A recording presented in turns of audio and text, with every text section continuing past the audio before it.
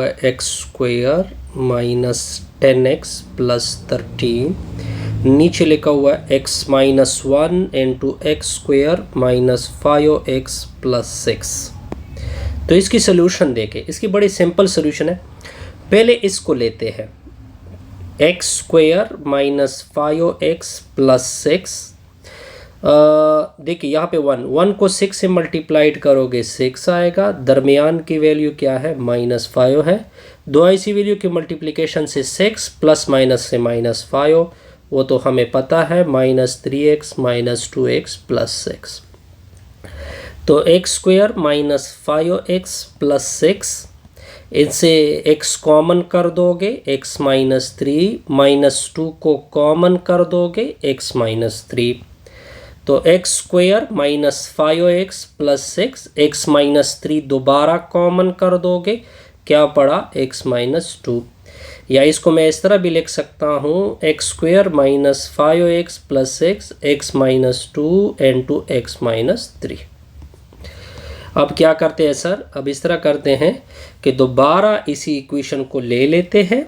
चलो ले लिया, x square minus 10x plus 13, division में क्या है x माइनस 2, n2 में क्या आ गया, सॉरी पहले n2 में x माइनस 1 है, ठीक हो गया। फिर इसकी जगह हम ये वैल्यू पुट कर देंगे x2 माइनस x3। अब आपने कैलकुलेशन को सिंप्लीफिकेशन देनी है, x square minus 10x plus 13, नीचे क्या है x माइनस 1, n2 में x माइनस 2, n2 में x माइनस 3।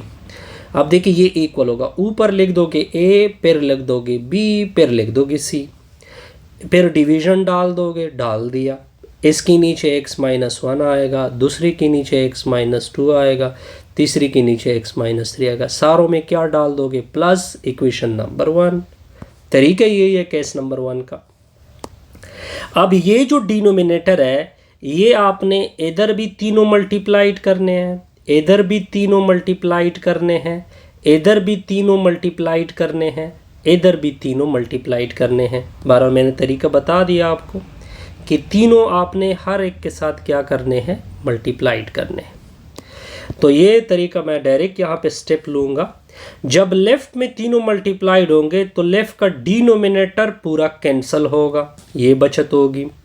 जब a के साथ तीनों मल्टीप्लाइड होंगे तो x माइनस 1 कैंसिल होगा, x माइनस 2 बचत होगी, x माइनस 3।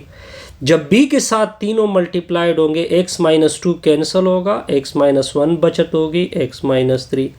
जब c के साथ तीनों मल्टीप्लाइड होंगे तो x माइनस 3 कैंसिल होगा, x माइनस 1 बाकी रहेगा, x माइनस 2 बाकी रहेगा। अब this is called equation number 2।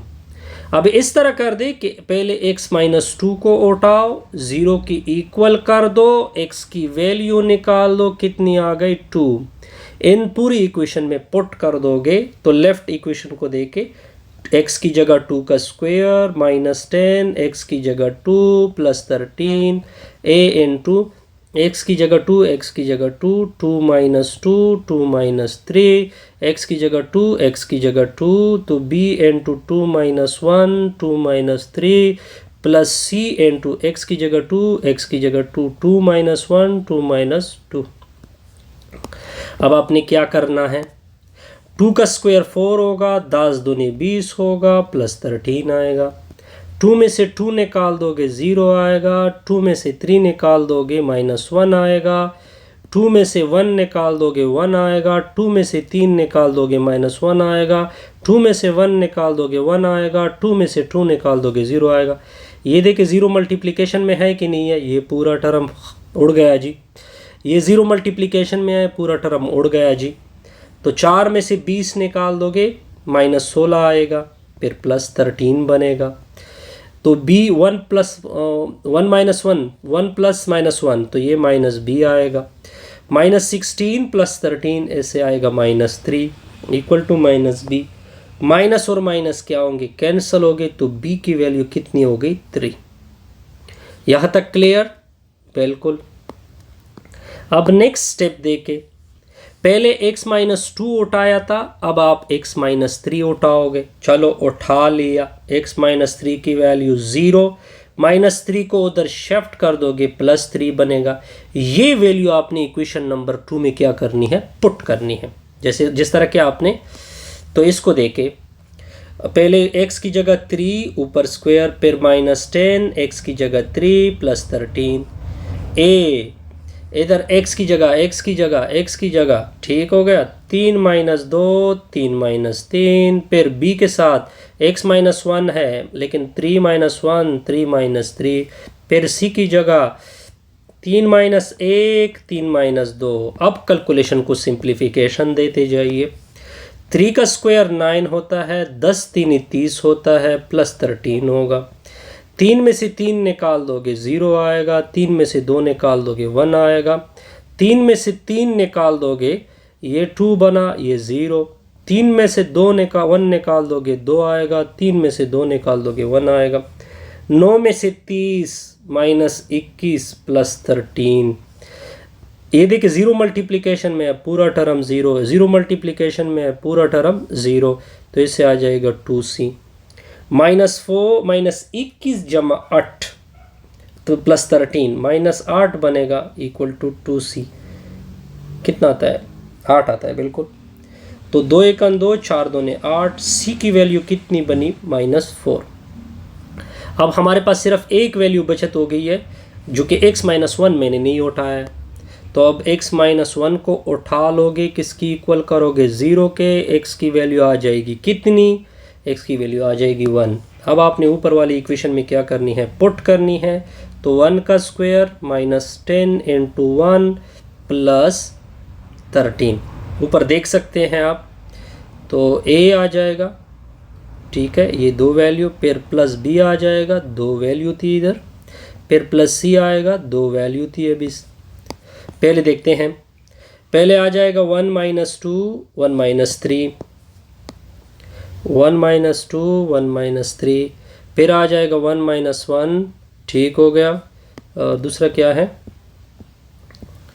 दूसरा इसके साथ है 1 - 3 1 - 3 1 - 1 - 2। अब देखिए ये 1 आएगा, ये -10 आएगा, जमा 13 आएगा, ठीक हो गया। अब देखिए 1 में से 2 निकाल दोगे -1, 1 में से 3 निकाल दोगे -2, 1 में से 1 निकाल दोगे 0, 0 मल्टीप्लिकेशन में है पूरा टर्म 0, 1 में से 1 निकाल दोगे 0, 0 मल्टीप्लिकेशन में है पूरा टर्म 0। 13 जमा 1 14, 14 में से 10, माइनस माइनस प्लस, ये 2a आएगा। 14 में से 10 कितना आएगा, 4 आएगा, फिर 2a होगा। 2 1 2, 2 2 4 होता है, तो a की वैल्यू कितनी हो गई, 2 हो गई। अब ये सारी वैल्यू आपने कहाँ पे पुट करनी है, इक्वेशन नंबर 1 में पुट करनी है। तो इक्वेशन 1 में आपके सामने लिख देता हूँ, x² - 10x + 13, नीचे क्या था x - 1, फिर था x - 2, फिर था x - 3, a की जगह 2, नीचे x - 1, b की जगह 3, नीचे x - 2, c की जगह 4, नेक्स्ट क्या होगा, c की जगह -4, सॉरी -4, नीचे क्या था x - 3, माइनस ज़रबे प्लस माइनस होगा, 2 × x - 1 + 3 डिवाइडेड बाई x - 2, -4 के नीचे x - 3। इस तरह हमारी ये वीडियो क्या होगी, कंप्लीट।